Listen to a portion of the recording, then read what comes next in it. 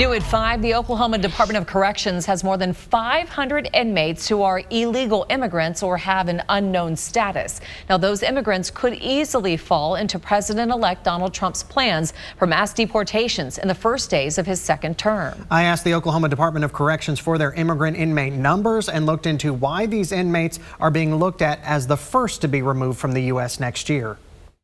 Vote Republican and we will begin the largest deportation operation in American history.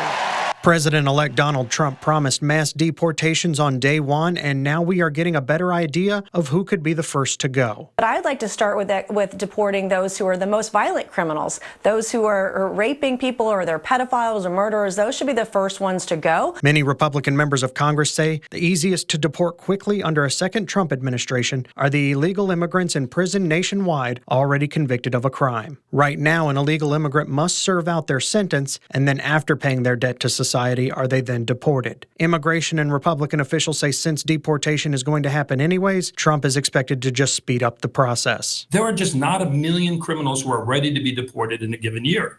You might have a number of people arrested, but they go to prison, and you can't get them until they finish their prison sentence. The Oklahoma Department of Corrections and Immigration and Customs Enforcement already have a relationship in place.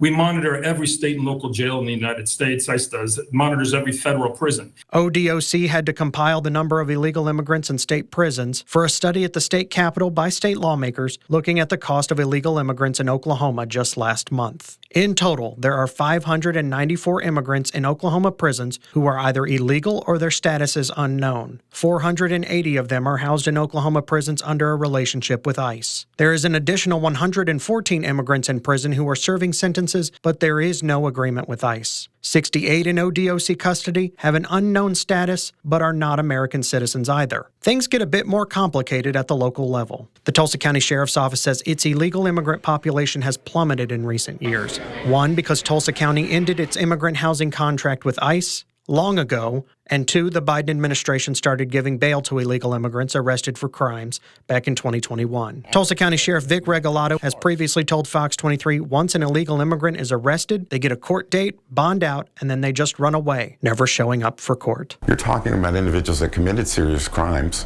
okay, that have been released and are gone in the wind.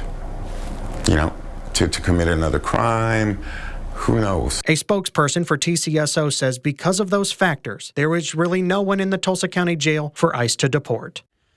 Now, keep in mind, nothing is going to happen until mid to late January. President-elect Donald Trump will not be sworn in until January 20th. The Biden administration is going to keep its current policies in place until then.